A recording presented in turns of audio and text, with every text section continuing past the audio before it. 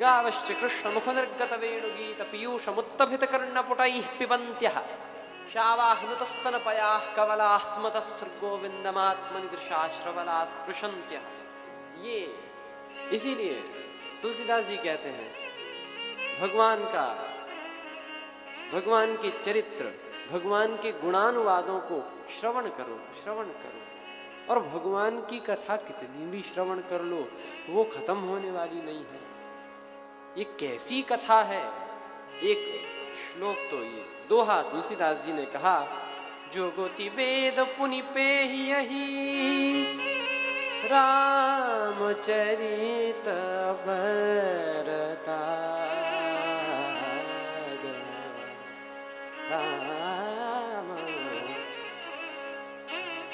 जुगुति वेद पुनि पेहियहि रामचरित बरताग पेहहि सज्जन विमल और शोभा अति अनुराग। कहते हैं कि राम जी का जो चरित्र है वो धागे के समान है। और कवियों की कविता तो बोले होई कवित मुक्तामणि चारू, कवियों की कविता मुक्तामणि मोती के समान है। किसी ने कहा तुलसीदास जी क्या बात कर रहे हैं, कवियों की कविता को मोती बनाया और राम जी के चरित्र को धागा, रामचरित बरताग।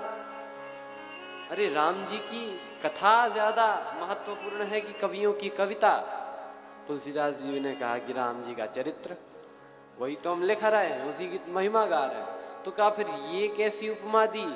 तुलसीदास जी ने कहा कि यदि मैं राम जी के चरित्र को मोती बनाता तो जब मोती की माला बनाई जाएगी तो क्या मोती में छिद्र करना पड़ेगा, तभी माला बन सकती है, वरना माला नहीं बनेगी। और जब मोती में छिद्र किया जाएगा तो मोती में छिद्र हो जाएगा। इसका अर्थ है कि भगवान के चरित्र में भी छिद्र हो जाएगा। लेकिन मेरे राम जी का चरित्र तो ऐसा है जहां पर छिद्रान्वेषण करने की जगह ही नहीं है, जहां पर छिद्र है ही नहीं। कवियों की कविता में छिद्र हो सकते हैं, मेरी राम जी के चरित्र में छिद्र नहीं हो सकते।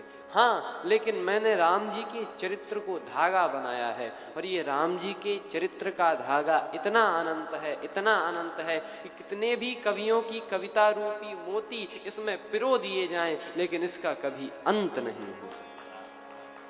हरि अनंत हरि अनंत हरि कथा अनंता, हरि हरि कथानंता, कहीं सुनहि बहु विधि सब संता, कहीं सुनहि बहु विधि सब संता। हरि अनंत हरि कथा अनंता, हरि अनंत हरि कथानंता। जल कर मही रज गनि जाई, जल कर मही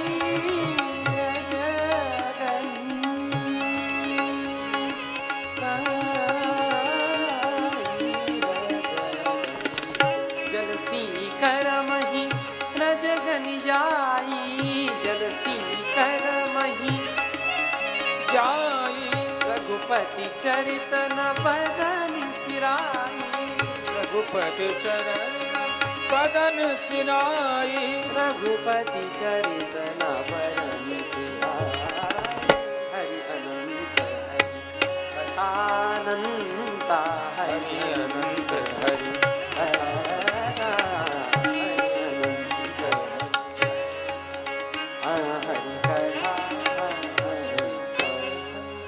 भगवान का चरित्र ऐसा है। हरि अनंत हरि कथा अनंता। तो जब भगवान का चरित्र अनंत है वो कितना अनंत है। तुलसीदास जी कहते हैं जल सीकर, जल में जितनी बूंदें हैं वे शायद गिने जा सकते हैं।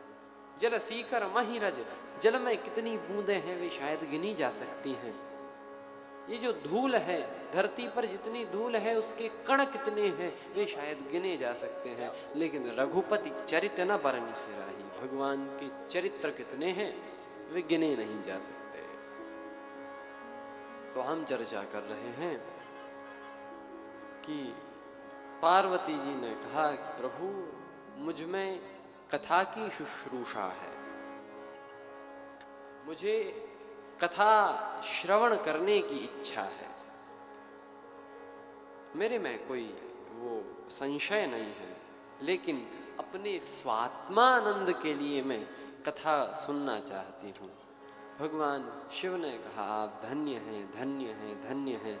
आपने तो भगवान के उन गुणों को पूछा है जो कि करोड़ों जन्मों की पापों को भी नष्ट करने वाले हैं। सकल लोक जग पावनी गंगा, जय जय राम कथा, जय श्री राम कथा।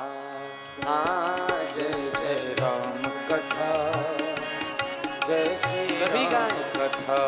हाँ, जय जय राम कथा, जय श्री राम कथा, जय जय राम कथा, जय श्री राम कथा।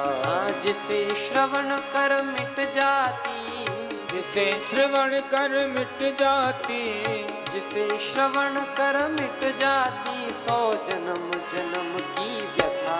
जय जय राम कथा, जय श्री राम कथा।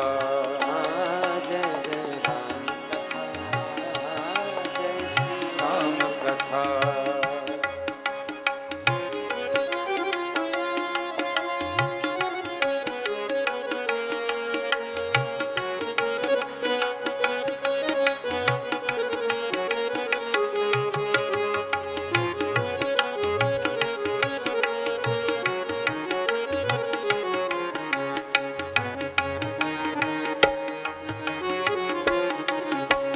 प्रेम से तालियों की सेवा करें। जय हो, जय श्री राम कथा।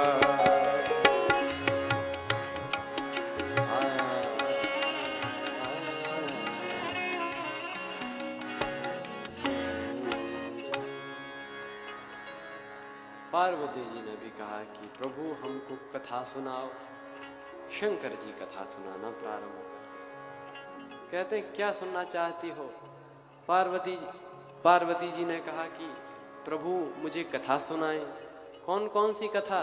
कहा कि जिस प्रकार से भगवान का जन्म हुआ, उनके जन्म के कारण क्या क्या हैं, वह कथा सुनाएं।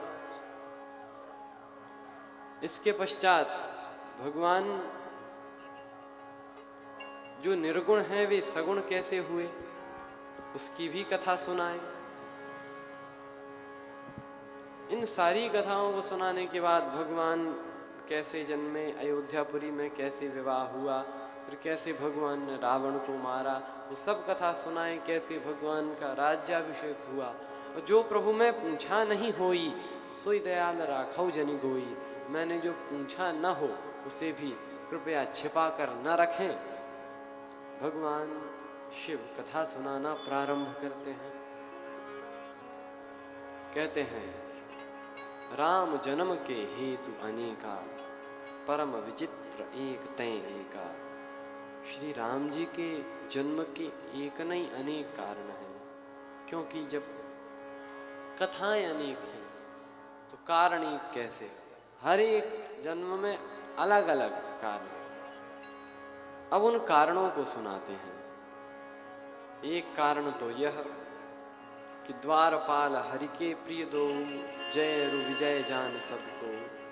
भगवान श्री हरि के दो द्वारपाल हैं जिनका नाम जय और विजय है। इनके कारण भी भगवान ने इस पृथ्वी पर अवतार लिया। जय और विजय की कथा। भगवान ने इस धरती पर अवतार लिया क्यों? का तहां जलंधर रावण भयो, रनहति राम परम पद दयो। उस कारण से भी अवतार लिया। लेकिन सबसे जो मुख्य कारण है वह है कि सो केवल भगतन हित लागी। सो केवल भगतन हित लागी। सो केवल भगतन हित लागी। सो केवल भगतन हित लागे। सो केवल भगतन हित लागी। सो केवल भगतन हित लागे। परम कृपालु प्रणत अनुरागी। परम कृपालु वे भगवान केवल भगतन हित लागी अपने भक्तों के लिए इस धरती पर अवतार लेते हैं।